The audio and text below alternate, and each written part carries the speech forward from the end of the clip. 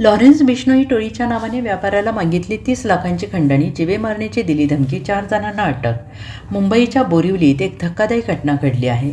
एका सराफ व्यापाऱ्याला 30 लाखांची खंडणी मागण्यात आलेली आहे. या प्रकरणी पोलिसांनी 4 आरोपींना जेरबंद केलं आहे. बोरिवली परिसरातील एका सराफ व्यापाऱ्याला स्वतःला लॉरेन्स बिश्नोई टोळीतील असल्याचं सांगत व्हॉट्सॲप कॉल मेसेजद्वारे 30 लाख रुपयांची खंडणी मागून जिवे ठार मारण्याची धमकी देण्यात आल्याचा प्रकार उघडकीस आला आहे.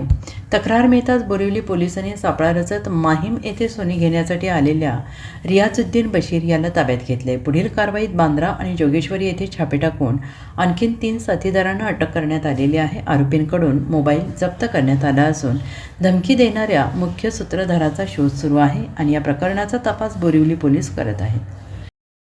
लॉरेन्स बिश्नोई गँगच्या नावाचा वापर करून पैसे उकळण्यासाठी धमकी दिली होती. त्याच्यामधल्या 4 आरोपींना आम्ही व्यवस्थित ट्रॅप लावून पकडण्यात आलेला आहे काल संध्याकाळच्या वेळी. तर त्यामध्ये 4 आरोपी आम्ही अटक केलेले आहेत. त्यामध्ये रियाजुद्दीन बशीर, मोहम्मद फैयाज, मोहम्मद मंसूरी, तिसरा मोहम्मद अशरफुल अन्सारी आणि मोहम्मद अरबाज अन्सारी असे हे 4 आरोपी आहेत. सर्व राहणारे झारखंडमधले आहेत, परंतु ते इथे जोगेश्वरी बांद्रा या ठिकाणी काही दिवसापासून राहायला आले होते. त्यांनी जो आंतरराष्ट्रीय नंबरचा वापर केलेला आहे आणि ते कुठून व्यवस्थित केलेले आहे त्याचा वापर कधीपासून ते वापर करतात?